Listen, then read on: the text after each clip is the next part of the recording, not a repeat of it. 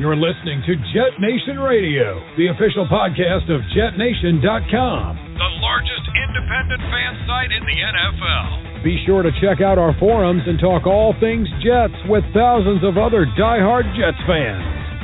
Now, to get you up to date on all the latest Jets news, notes, and quotes, here are your hosts, Glenn Naughton, Dylan Terriman, and Alex Varallo.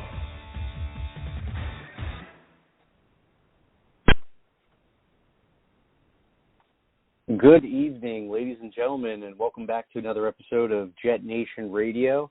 This will be your solo host for the evening, Alex Varallo. Glenn might be calling in, but he is working tonight, so we'll see how that plays out. Dylan is also a working man, very respectable. Those guys, always busy as bees.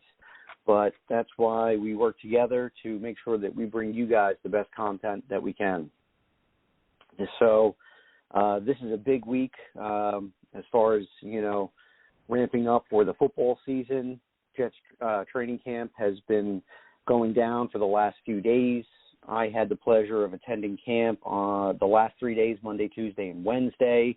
Got a lot of sun, had a lot of fun, and I also took a lot of notes. So, there's a lot to deep dive into tonight. I'm going to try to get through as much as I can from the last 3 days.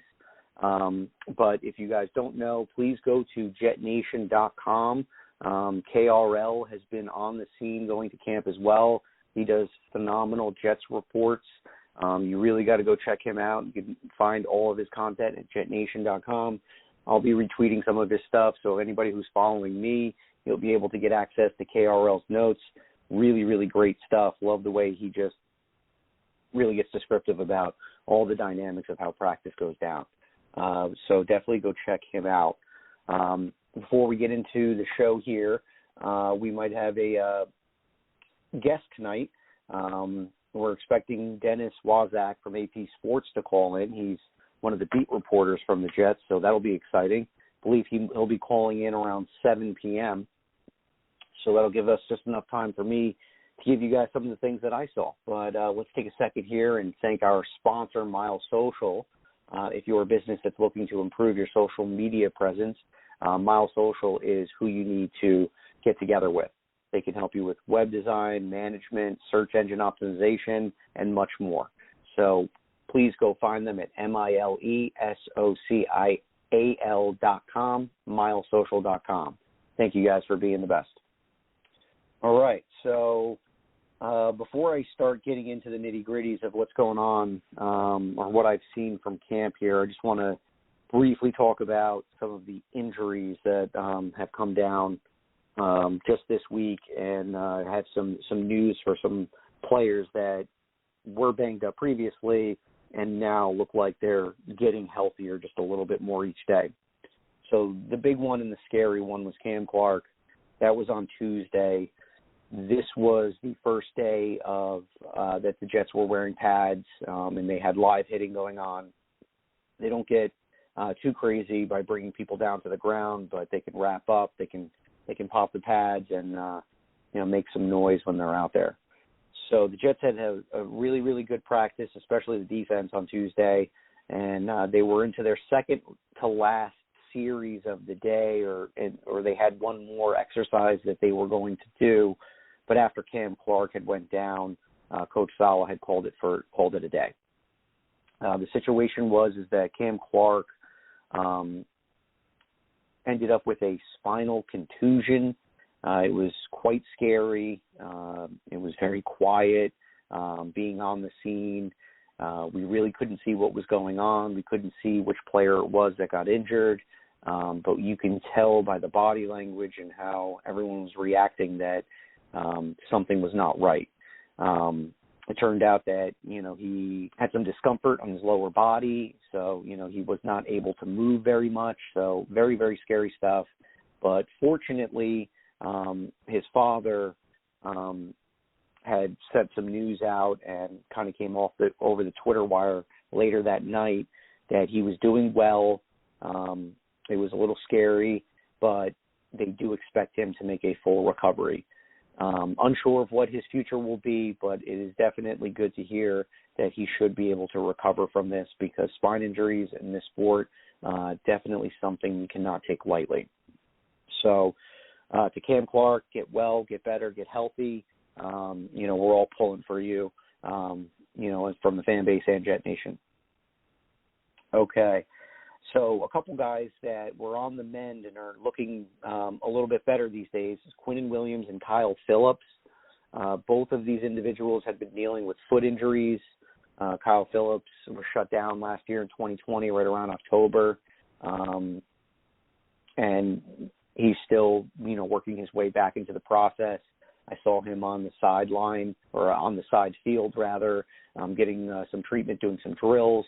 So it looks like he's, working his way to get back into the regular practice regime and, join his teammates hopefully soon. Same thing with Quinn Williams. Looks like they're just doing their diligence, taking their time, making sure that when Quinn comes back, he's going to be ready to rock. Because right now the defensive line is already looking good within, I believe, the Jets have had 7 practices thus far. So, about a week's worth of this, and the D-line obviously is looking good. This is something that we all anticipated from Jet Nation, but to add Quinn Williams and Kyle Phillips into the fold here, who's to say that this Jets defensive line group may not be one of the top ones in the NFL. So, that's really, really exciting, and I'm definitely hoping that comes to fruition. Some new players that I saw today that are dealing with some injuries. Elijah Vera-Tucker is dealing with a pec injury. I believe it is not as serious as anticipated. I believe Robert Saleh had spoken about that today at his press conference. I'm going to have to go back and watch that again just to so I don't misinterpret his situation here, but that's something to monitor. Pec injuries are kind of weird, and those are the type of injuries that a player can be shut down for the year if it's a tear or anything like that, because that requires surgery. So hopefully Elijah Vera-Tucker is able to get healthy quick, and this won't be something that we'll be talking about later on down the line. Jabari Zuniga is dealing with an ankle injury, and Chuma Edoga is also dealing with an issue with his knee. Not sure what the extent is, not the team doctor. Just some things that I saw today. So going to monitor those 3 players, and, we'll have more news on them as the Jets go ahead and unfold that. All right. So Dennis, we're thinking is going to be joining us at around 7 o'clock. So I'll just go right into, the things that I saw on Monday. Monday was as hot as it could be. The sun was blazing. The vibes were great. The fans were really, really great. Lots of energy. Players looked pretty excited. But I must say this was a defensive day, and that's kind of been a little bit of the theme as of late. Kind of to be expected. New coordinator, rookie quarterback, bunch of new acquisitions on the offensive side. So it's going to take them a little bit of time to develop, the chemistry and everything like that. So it's to be expected that the defense would be a little bit ahead of the offense at this point. But, this is just all part of the process here and how you get better. You got to trip, you got to fall, you got to pick yourself back up and learn from your mistakes. And, I'll have to say I'll start with, Zach Wilson. Everybody loves to hear about him. He just had a birthday on Tuesday, by the way, so happy birthday, Zach Wilson, 22 years young, and, got the rest of the world ahead of him. So hope you had a good time, Zach. So on Monday, Monday and Tuesday, I would say, but Monday, Zach was hit or miss, literally. He made some sharp throws when he had the opportunity to. I remember seeing a really, really nice slant route conducted by Elijah Moore, and he hit him in between the defense, kind of took it and ran. Then, there was another play that went out to Denzel Mims out on the sideline, and he's probably one of the more intriguing stories in this training camp here. There's been all sorts of speculation about where he is on the roster and the depth chart and things like that. But he did stand out and made a really, really nice sideline catch. Chris Herndon had himself a heck of a day, ended up with a couple scores throughout practice. Just seeing his body language and things like that from camp, you could see that he looks a little bit more rejuvenated. Last year, obviously 2-14, they were all in a funk and kind of hard to get motivated when you stink that bad. So new regime, new outlook coming from the front office with everything that's going on. So, perhaps Mike LaFleur will find a way to rejuvenate Chris Herndon, and he can do the things that we've all been anticipating, from his rookie year when he flashed and looked great, because year 2 was a wash, and last year he got hurt again. So, we really haven't seen the greatness that is within Chris Herndon since his rookie year, and all signs are pointing up, and hopefully that continues to go that way throughout camp and carries over into the season for him as well. Now, to kind of get into the nitty-gritty with Zach Wilson and some of the things that I saw that was a little bit concerning and to be expected with the rookie quarterback. I mean, any high expectations that you have for him right now at this point is probably unrealistic. He's going to have his moments where he looks like a rookie. He's going to have moments where you're going to see him make exceptional throws and make plays, kind of like what we saw him do at BYU. So, to be in specifics, it looked like he was holding on to the ball a little bit too much, kind of sitting in the pocket, waiting for things to develop.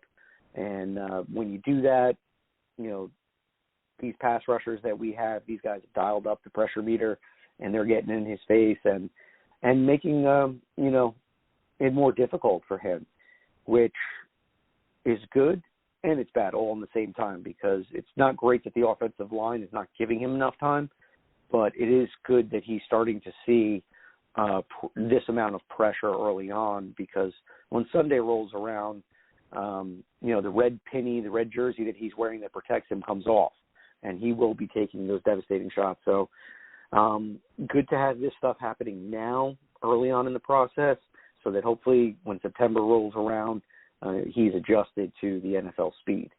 So, decision-making, he's never really had a problem with that, but I did see some forced throws due maybe his cadence being expedited due to pressure. A lot of different variations coming from Robert Saleh's defense. So they're really, really throwing everything but the kitchen sink at Mr. Wilson. And that's just great. It's only going to make him better in the long run. I will have to say, like I said before, the defense really, really had the lead on Monday, also on Tuesday as well, maybe more so Tuesday than Monday. But the defensive backs did a really, really good job. Probably would have been coverage sacks in a real game. So that's really, really good to see that the defensive backs are playing well. He did miss a couple of receivers in the red zone during certain drills. One of them to Corey Davis, another one to Elijah Moore. One of the red zone series that they had, Bless Austin came out with an interception. So, very, very good competition, a lot of energy, a lot of excitement, really, really good stuff coming from that Monday session. Talk about another quarterback that actually really, really impressed me was our backup, James Morgan. Didn't realize how strong of an arm he had. Really, really can air it out as far as getting the ball deep, and as far as hitting intermediate throws, really puts a lot of zip on the ball. There was one play in particular that I remember. It was a post route coming from Elijah Moore, and you're going to be hearing that a lot on the show tonight, because every time the guy touches the ball, it looks like he's just been phenomenal. But James Morgan hooked up with a touchdown from Moore on Monday, and then in red zone series, he connected with Chris Herndon and Daniel Brown.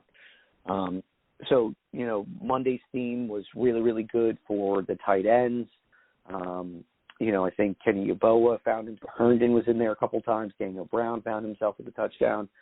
So everything that I'm seeing early on is night and day from what we saw last year. Last year, you wouldn't have even thought that we had a tight end on the team with, the way that the play calling was, put out there. Just not getting the tight ends involved.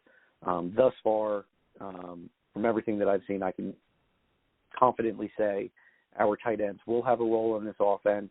The distribution from the quarterbacks to the receivers and running backs and tight ends, all over the place. Everybody's getting reps. Everybody's getting touches. Really, really good stuff to see the way that this offense is running at this point. Because, again, rookie offensive coordinator, rookie quarterback. We got young receivers out there, a bunch of free agent ads on offense. So it's really, really impressive that, these guys were doing, some good things on Monday.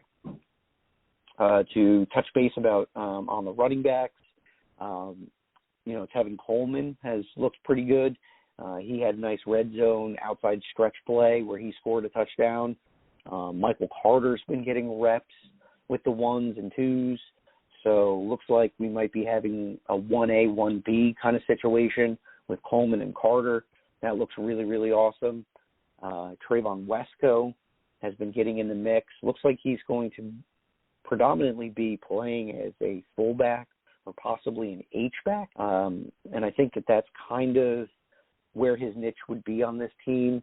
Ty Johnson was coming into the mix, and he brings a good balance and speed combo. And, Josh Adams looks like a man amongst boys out there. Easily the tallest and biggest running back that we have in the group. He's another one of those guys that has a decent combo of power and speed. So we might, be seeing some situations where he's coming in short yardage or goal line situations, I would imagine, kind of like what we saw on the back end of the season last year. So, really, really happy with what I've seen thus far out of the running backs. We have pretty solid group. No individual or player will, raise your eyebrows, or maybe you won't be targeting these guys on your fantasy team, but maybe in some deeper leagues, you might find yourself, looking at a couple of these Jets running backs and looking to grab, a guy or two here. So really, really, content with what they've got going on.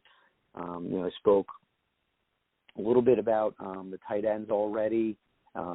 Really liked what I saw out of the two when they were calling in two tight end sets. Tyler Croft and Chris Herndon seem to be, 1A, 1B. I don't want to say 1 or 2 or anything like that because, at this point the roster's not deployed. We're not even close to the 53-man yet, and we won't know the depth chart, probably until September. But if I had to put my guess on it, we could say that, Herndon's probably the 1, but I would probably say more like 1A, 1B with those two. And both provide great blocking and pass protection. And then, we already know what Herndon can do. And then it's just, are we scratching the surface on Tyler Croft here? He had a season that was pretty great not too long ago, a couple years back, where he had like 8 touchdowns. Hasn't really had anything like that since then, but clearly the guy has potential. So we'll see what Mike LaFleur has in store to get him going, when September rolls around. Going to the wide receivers now. Obviously, I've already talked about Elijah Moore. This guy's just electric, makes plays every day in camp. The route running is crisp. His hands are phenomenal. Haven't really seen him muff or drop anything.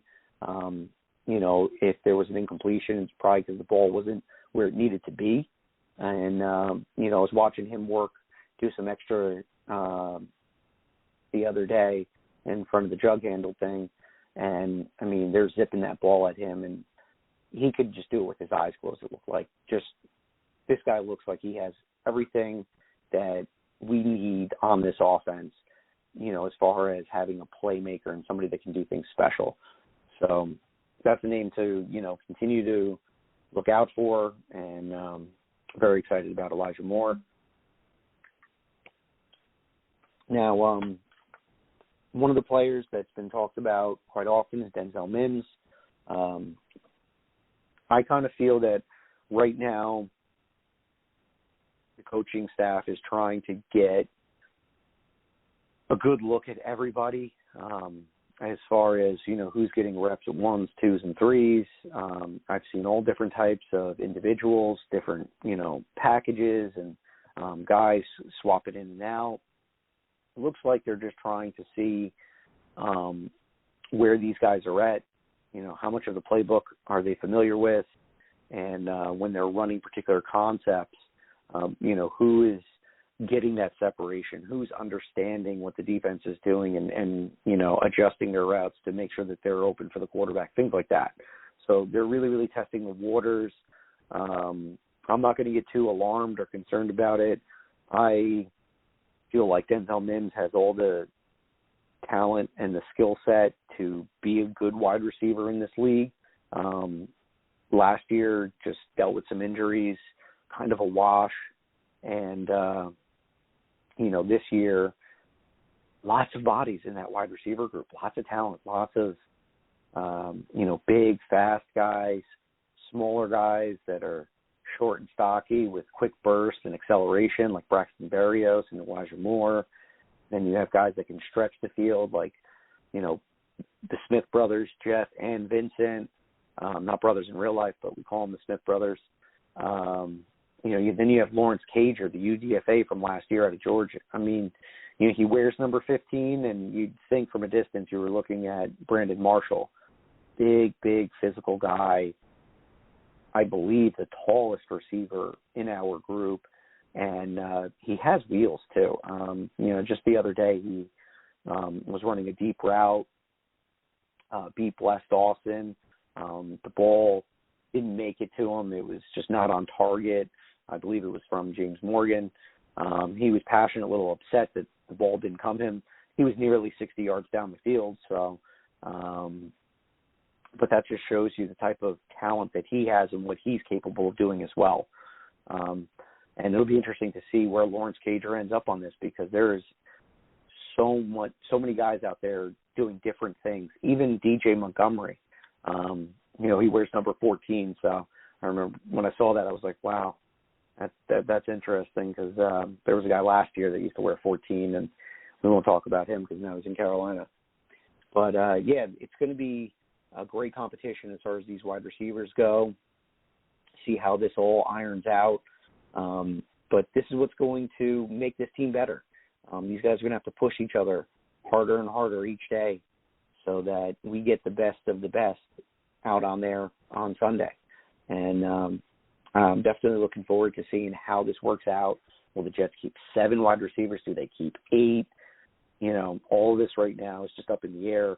And depending on who separates themselves over the next few weeks will determine how this is going to play.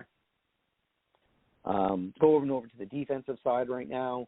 A couple of the rookies that I saw, they were drafted as safeties, but right now they've been getting some work as linebackers, and that's Jeremiah Sherwood and Hamza Nasser-Ul-Din.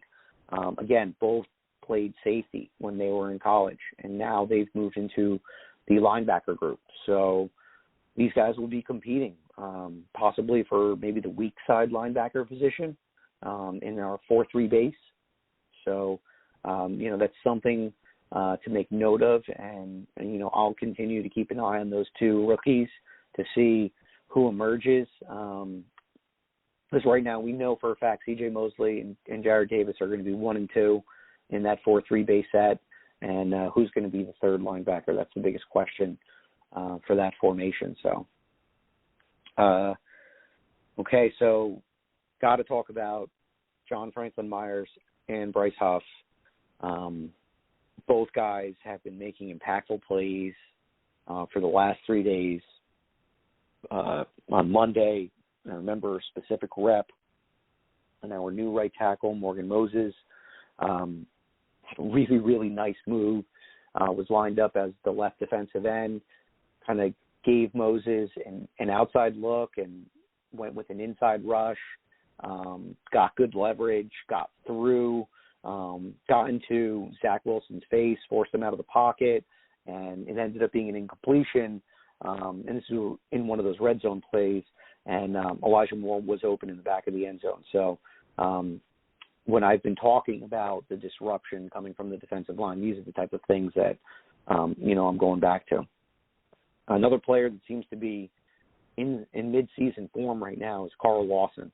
My goodness. I've seen him stuff the run every day that I've been to camp, and I've seen him come down with would-be sacks on Zach Wilson every day. And I really hope all of this translates over to the regular season here, because Carl Lawson is a guy that really, really did phenomenal as far as, particular statistics. And I'm talking about quarterback pressures and quarterback hits. I believe he was fourth, according to, I think, Pro Football Focus, with 64 pressures last season, and ranked second in quarterback hits with 24. So this was a guy that has shown, particularly, he can be a force and be a phenomenal pass rusher. He just hasn't had those, sparkling double-digit sack numbers throughout his career. So, this is something that I think he'll say, like in his press conference, he wants 100 sacks in the season. Clearly that's not going to happen. I'll settle for 10, and, we'll go from there. But he does look like he's in great shape. He is most definitely putting Mekhi Becton to the test. And, like they said in their press conference the other day, iron sharpens iron. And that's what's going on out there. Becton's in his second season.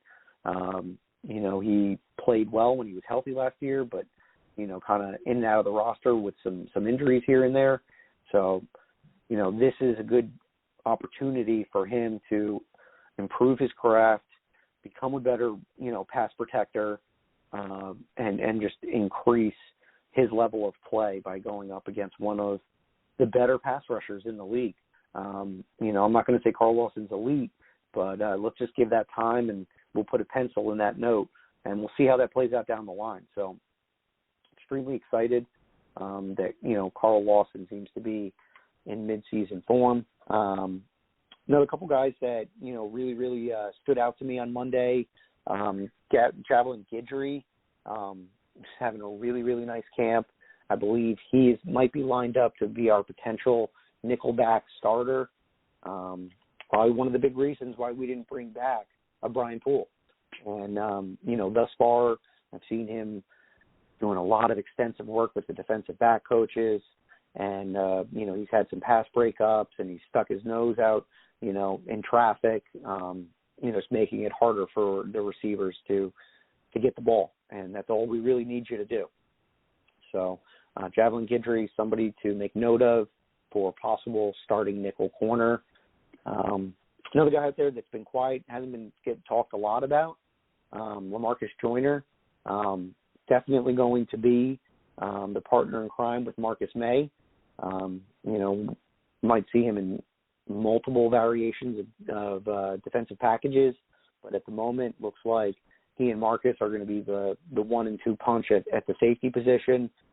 He broke up a screen the other day that was going to running back Michael Carter. Really, really, good rep, instinctual, sniffed the play out, kind of worked his way through traffic. Corey Davis attempted to block him, but he couldn't get good hands on him, and, busted up the play. So really, really good stuff coming from the defensive side of the ball on Monday. Forgive me as I take a sip of water here. I'm anticipating Dennis to be calling in within a moment or two.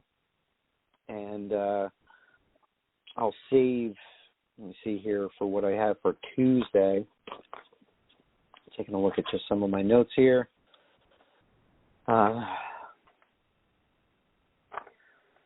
So Tuesday was most certainly more of a defensive day, and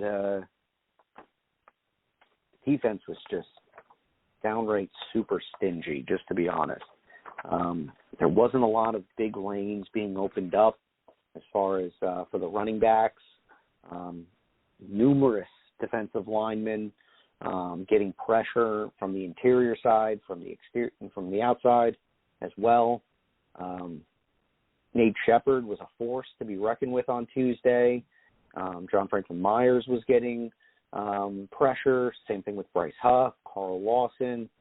All of these guys, the way that Robert Saleh is deploying them, it's going to be a lot of fun. We've always enjoyed having a strong defense, and that's definitely something that we can anticipate. And kind of like what Monday with Wilson, somewhat similar on Tuesday. Maybe Tuesday might have been worse for him, or as far as, level of play. Monday was good, not as great on Tuesday. He did make some splash plays, and you can go to jetnation.com. I have my camp write-up on Tuesday for August 3rd. And the one thing that I did, talking about the pressure that was in his face a lot, one thing that was very, very good that I saw Tuesday is that he got rid of the ball very, very quickly. That quick release is something that you see time in and time again when you watch his BYU film.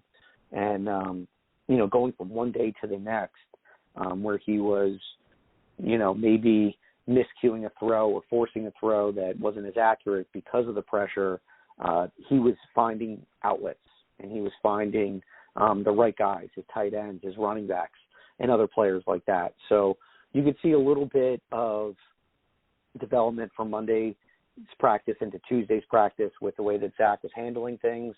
But, as I've said multiple times, the defensive line has done a phenomenal job putting pressure on. And it looks like we do have a caller right now.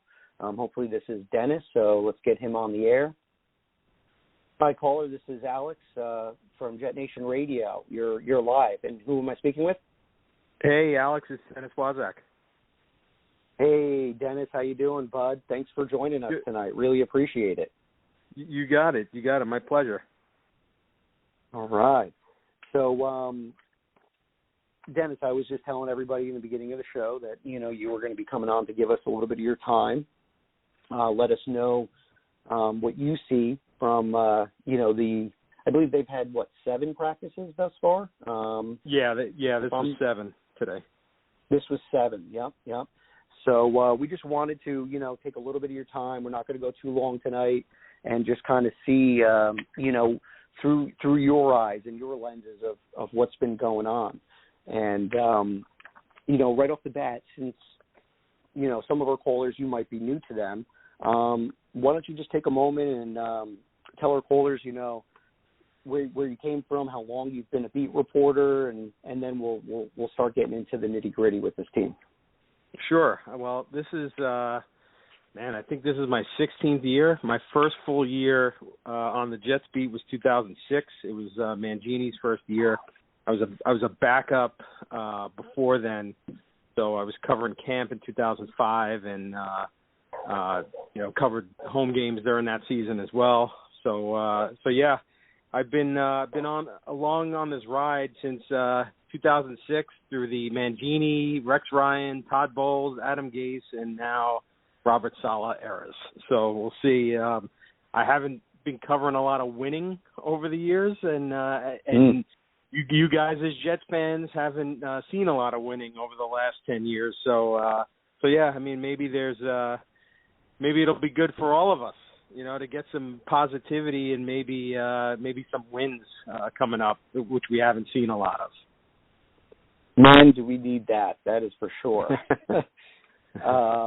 And that's cool. Wow, 16 years. So you are a seasoned vet when it comes to this stuff, and that's great. So being that you've seen, one regime from the next, and, like you said, you went through a series of coaches, right off the bat, my first question to you is, and maybe it's too early to tell, but from last year or the last 2 years to today, 7 days into training camp, would you be confident in saying that, this team is making improvement? Have they made any improvement thus far? Yeah, I mean, like you said, I think it is too early. I think the one thing that you can the one thing you can say is that there's been an improvement in the vibe, and I know we talk a lot about that over the years and culture and all that. It becomes kind of a cliche, but I think there's an actual tangible difference in the feeling around the organization. And I'll tell you what, man, the first practice that was open to fans over the weekend on Saturday, Robert Saleh was a rock star. He got as many cheers as the players did. When he came over the stands at the end of practice, the fans loved it. And then, he told them basically, we're going to work hard and, the usual thing that the coaches say. And then he ended it with, getting the crowd to do his all gas, no break cheer, using that as his mantra for, the team. I think you could see there's a difference. Hey, look, we've gone through two coaches since Rex Ryan who weren't the most colorful personalities. Adam Gase really struggled in terms of the public opinion from the day he was hired, and then the press conference, we all know what happened there, and it never really went well for him and the fans, and then he didn't win. So, and that's really the bottom line. And Todd Bowles, a great guy, but he's very understated and very to the point, wasn't a colorful personality, which Rex Ryan was, and so I don't think as far as coaches, for sure, you haven't had that type of energetic, electric personality leading the team since Rex, and it's been a long time now. So I think once you see how that has been a big change, and you see a lot of different players now in this who might not have been a part of what's gone on the past several years, as far as not making the playoffs and the losing that's gone on. I think there's a change in the attitude, and Joe Douglas also has a big part of that too, because it's rare that a GM comes in and everybody is excited about that guy, and you have that here when the Jets were able to hire Joe Douglas. The fan base was excited because they know his pedigree and that he comes from winning. He saw what Baltimore did and Ozzie Newsome, and he saw, what the Eagles did winning a Super Bowl, and he's, here. So I think those two guys helped change the attitude and just the overall vibe. So I think that's where you can look at it. Who knows what will happen from now on? They need to transfer that on the field starting in week 1, September 12th, and then we'll go from there. Absolutely. And, I was just mentioning that earlier before you came on. A lot of people have been asking about, Chris Herndon and what he's got going on. And from what I've seen thus far, I saw him the other day, and, they have some good music that they play out there, and he was kind of busting a groove. And, it's good to see that, these guys are having fun while they're doing this stuff too, and they're working their tail off out there. That's for darn sure. So I absolutely 100% agree with that statement about it. There's a different feeling, and that is kind of rhetoric that kind of goes around every off season into the regular season. But I think this year holds a little bit more weight than it has in previous seasons. And as I go to our next question here, and this is from the guys. Glenn and Dylan can't join us tonight, so it'll be you and I running point. But they wanted to know who has stood out to you thus far at a camp. Is there a particular group of players, or is there a few individuals that have kind of raised a couple eyebrows for you? Yeah, I mean, I could go a few different directions, and fans who are kind of following camp and following me and some of the other writers and some of you guys who have been out at camp, that Elijah Moore has been really just outstanding. So I do, for a lot of fans who know, I do an emoji scorecard kind of thing, a fun little thing that I've been doing for the last few years. and I appreciate it. It's fun, just something to break up the monotony of camp. And somebody made a point, somebody made a comment to me and said, hey, you should just like automatically put the star and Elijah Moore just for every day, because it seems that's, he stands out every day. And it's true. I mean, he really has been a guy who, just makes plays. The guy just makes plays. He gets open. He makes plays. There's a good reason for fans to be excited about him. I think you're seeing it here. And again, you don't know for sure until the games start and how that will play out. But he's conquered every step so far. Rookie camp, he stood out. OTAs, he stood out. Mini camp, he stood out. And now training camp, he's standing out. And let's face it, some of these guys on this team, they're not slouches. I mean, you have Crowder, you have guys who have been around and played in this game. Corey Davis and even Keelan Cole, and Elijah Moore is the guy who is just really just shined. And it's really good to have a rookie quarterback coming in and with a rookie wide receiver where you could just imagine these guys growing together over the next several years and progressing and developing a rapport. And I mean, that's key right there. But also Carl Lawson has been unbelievable as well. He's really, been a guy who's stood out with his speed, his quickness, his moves, and that's promising because the Jets gave him a big deal in the offseason to be a pass rushing presence, and I think he has shown that he's up to that task. And again, we'll see how that plays out in games, but it's good to see the guy that was your big ticket free agent having a good summer. And some people will say, well, is that a product of him getting around Mekhi Becton and Becton struggling? I think it's hard to tell that right now. I mean, that's an easy assumption to make, but I mean, they're not, in full pads every day. And I think the size of Carl Lawson, and this has been talked about as well, that he's kind of a smaller, faster, strong guy, that Becton won't face much of that type over the, a 17-game schedule. He's unique in that sense. So I think he's providing Becton a really good test, so that when he does go against the guys that he performed well against last year, it'll be even better for him moving down the line. And so those are two guys there. But as far as groups, obviously the defensive line with Lawson and Rankins and other guys who have really popped up, John Franklin Myers, Foley Fatukasi.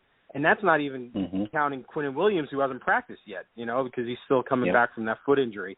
I think also the running backs have really, caught people's eye just because of the versatility and the skill sets that they have. Each one of those guys, Tevin Coleman and LaMichael Pirine and Michael Carter and Josh Adams, they have guys who can do different things, Ty Johnson. And I think that'll be exciting to see how Mike LaFleur kind of sorts through that and ends up going into the regular season, how they kind of use those guys, because all of them could be beneficial to Zach Wilson, especially as outlets. When Sam Darnold was here, you wanted him to have an outlet, a guy who, okay, there's trouble, he can dump it off. And you thought Le'Veon Bell would be that type of player for them, and that never materialized. But I think there are some guys here where Tevin Coleman could be that type of guy. Michael Carter could certainly be that guy. So those are the players and the groups that have stood out to me. And you know what? The tight ends, we talked about Chris Herndon, you mentioned him. Today they all had a pretty good day as a group, and that's an intriguing group to look at as we go into the preseason games and just seeing who kind of comes out on top, because it's not real clear-cut who the starters will be and how many of those guys they'll keep between Herndon and Ryan Griffin and Tyler Croft. And Kenny Yeboah has kind of, been a fan favorite, the guy that undrafted free agent that, has a lot of skills, and they have Daniel Brown also, who's been a key special teams contributor over the last few years. So that's kind of what I've been seeing over the last week plus.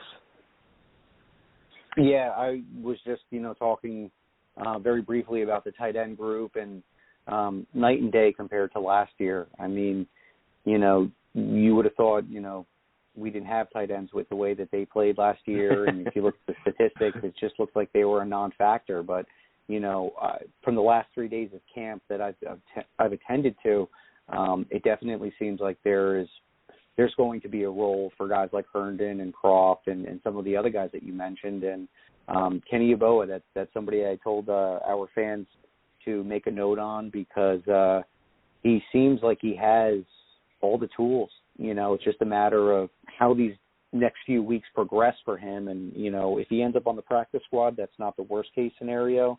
But, if he ends up cracking this lineup somehow, that would be super intriguing. And like you said, UDFAs, always seem to tend to be kind of like a fan favorite. So in the event that he emerges into something, that would be a lot of fun to watch.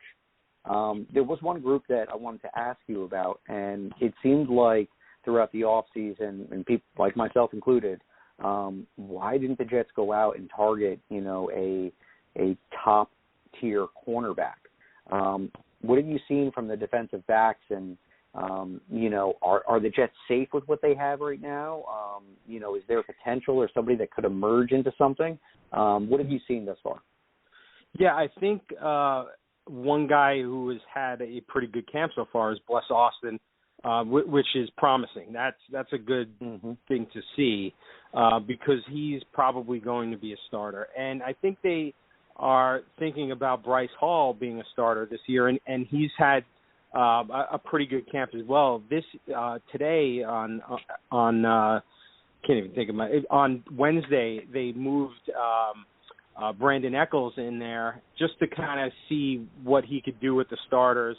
So I think they have a lot of guys that they think can do things, so I just don't know that you could be confident as a Jets fan going into the season with the cornerbacks that they have. I think Marcus May and Lamarcus Joyner being the safeties back there are big because you have experienced veterans who can help if there's breakdowns back there. And I think just to get back to the defensive line, that you have guys up front who will, in theory, prevent quarterbacks from being able to step up in the pocket and just throw downfield. I think they're going to be banking on that pressure up front to kind of help those guys in the secondary. But I think in a perfect world, you don't want to have to hide those guys. You want them to be able to make plays, and I think Bless Austin is a very physical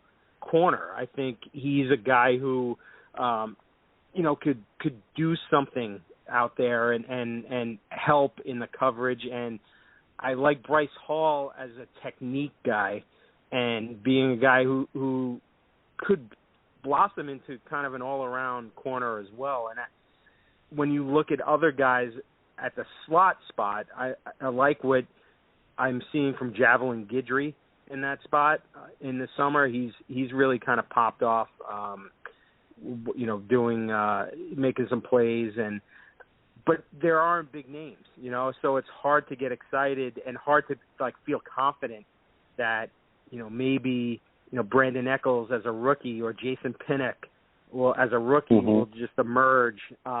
So I think you've seen some promising things. I think these guys are getting a lot of action. I just wonder if a veteran shakes free, late in camp or cuts, if they bring somebody in to kind of, just have that experienced corner on the field, because they really, they lack that right now at that position for sure.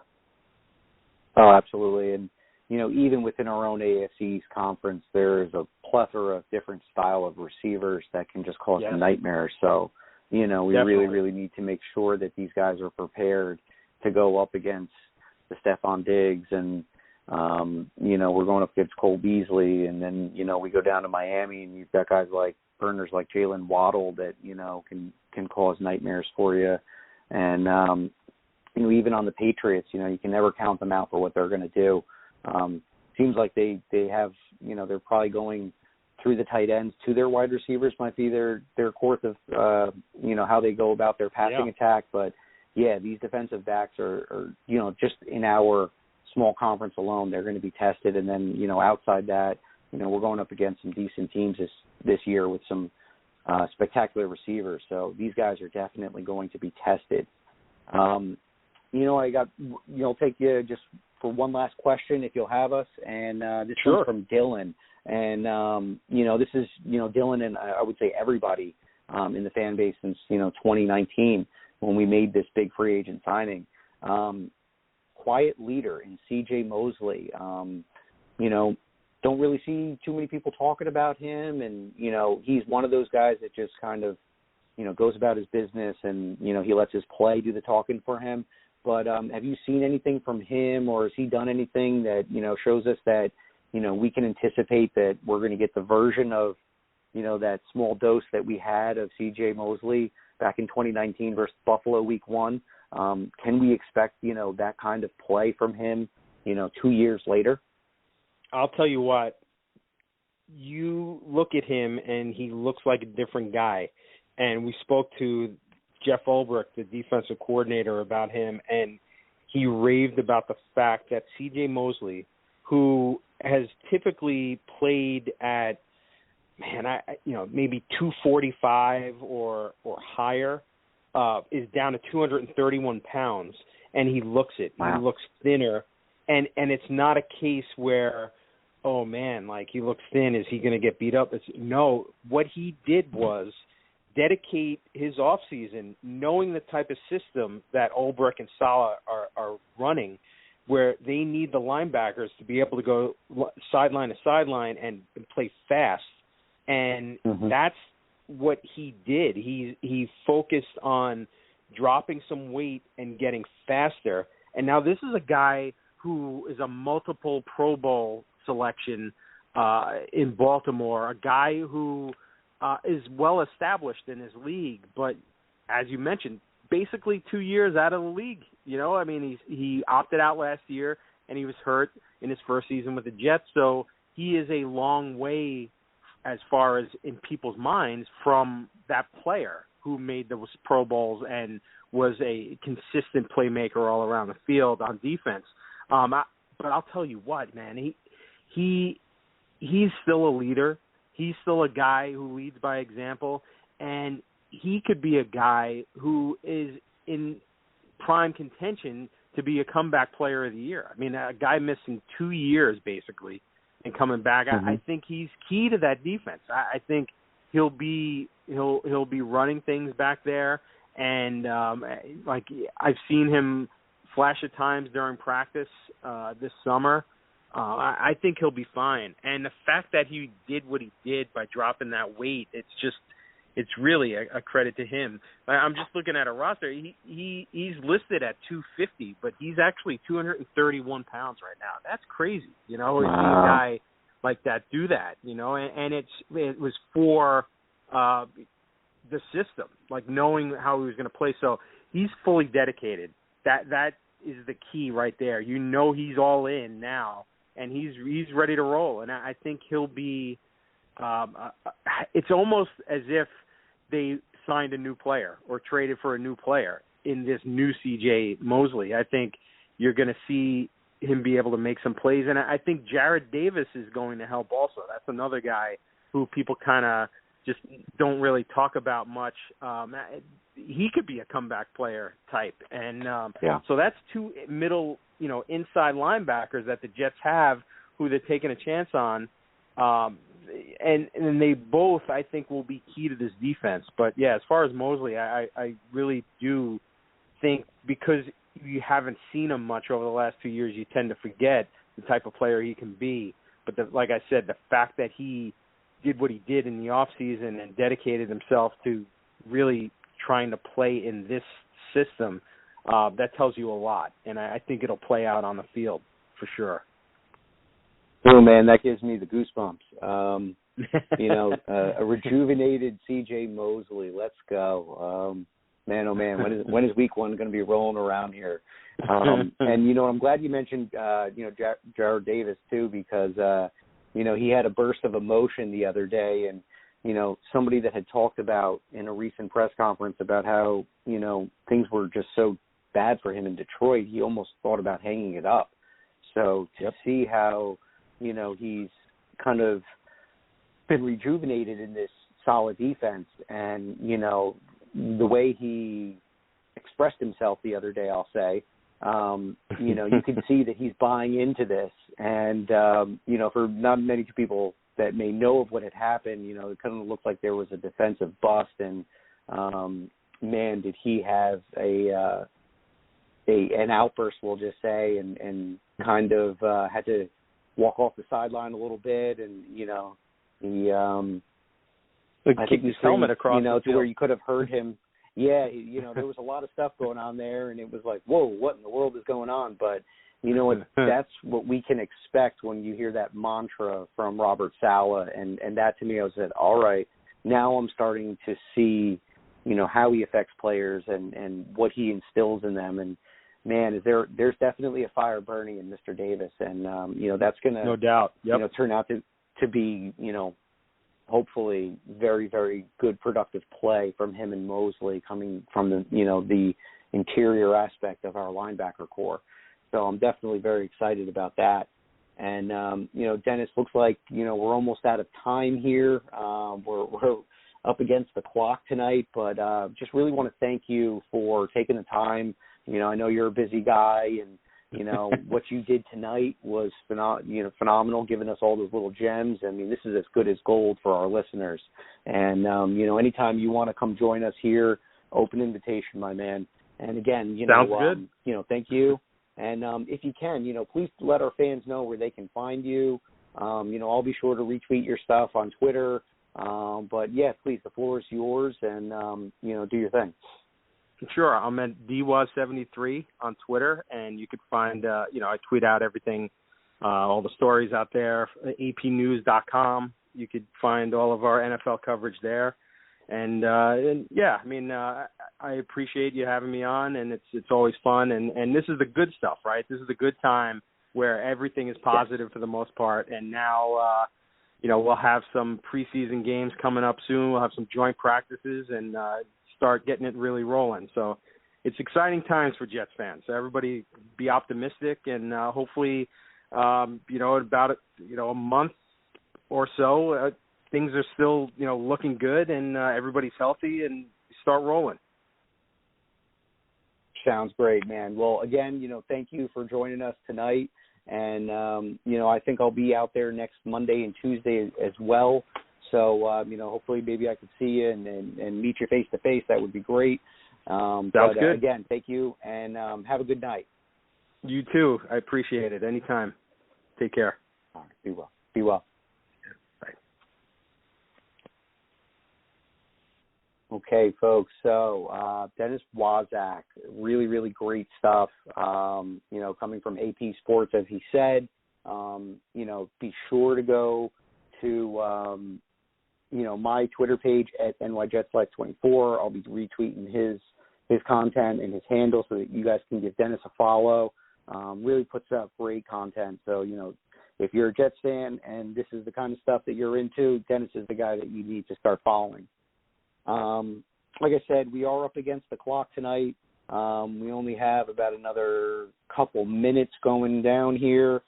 So for everybody, this Saturday we're going to be the Jets are having a green and white scrimmage, so that should be a lot of fun.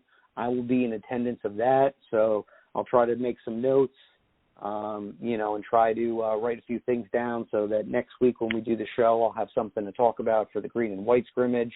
As I just told Dennis, I will be attending camp next week as well. Going to try to get out there Monday, Tuesday, and Wednesday and continue to give you guys the content that we need and we love from this awesome team, the New York Jets. It's a new year, it's a new vibe, new coaching system, all that good stuff.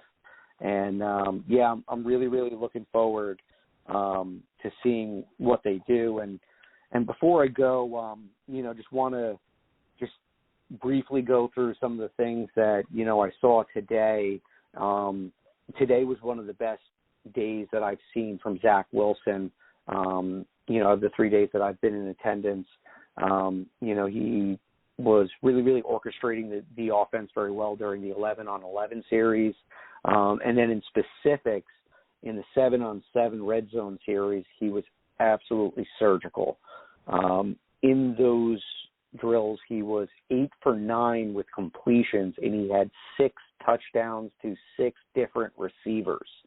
The benefactors of these touchdowns were Corey Davis, Trayvon Wesco, Ryan Griffin, Jeff Smith, Tyler Croft, and Chris Herndon. So, as I said before, with the distribution going around, LaFleur's dialing up these plays, getting guys open. Zach is finding them. Good things are happening. Again, today was probably one of the best days I've seen from him. Bryce Huff was in his face. Carl Lawson was getting pressured. John Franklin Myers had this phenomenal play where he busted it up and forced Zach to go outside the pocket. And Zach had an open receiver, one of his tight ends, but JFM was able to get a pass deflection and stop the play. So Zach has been dealing with adversity from this defensive line every day from camp, and today he really showed that he's taken, another step in his progression. So I'm very, very excited about that. For the Denzel Mims situation here, didn't really get to talk too much about that with Dennis because we ran out of time. But perhaps, later on down the line, if Dennis joins us, we can ask him about, what happened in training camp and now what are we talking about when Denzel Mims is being awesome, because that's the conversation I want to talk about. But, today Denzel had a touchdown in one of the series that they were running, and it was kind of one of the ending plays of that exercise, and the entire wide receiver group embraced him. And they were hooting and hollering and high fives, and you could tell that, he's been scrutinized quite often, and, there's not a lot of positive things coming from, his situation right now. So his teammates have his back, and they know what he's going through.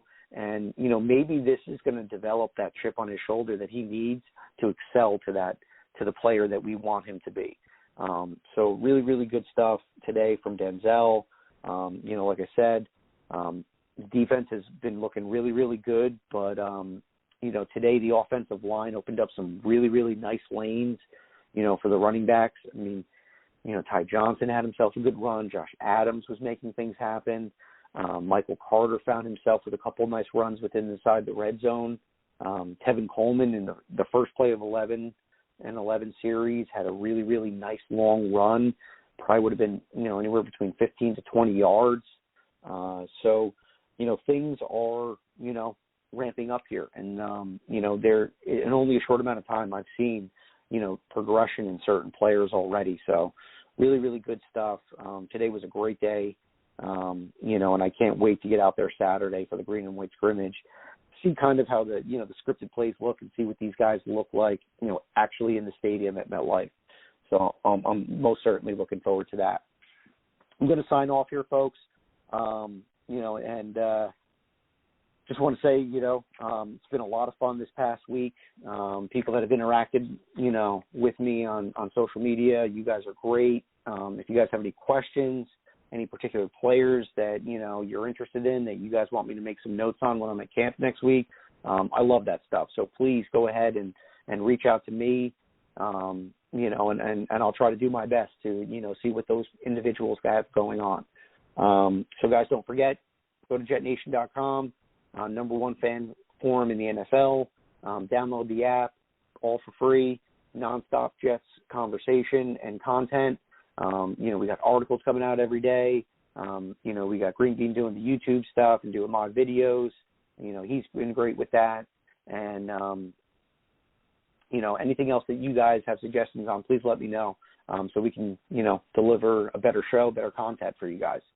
So this is Alex Varallo signing off, everyone. Have a great week. And, as per usual, go Jets. Jets, Jets, Jets, Jets. Have a good night, folks. Thanks for listening. Be sure to follow us on Twitter at Jet Nation Radio. Glenn is at AceFan23 and Alex is at NYJetsLife24. Until next time, go Jets!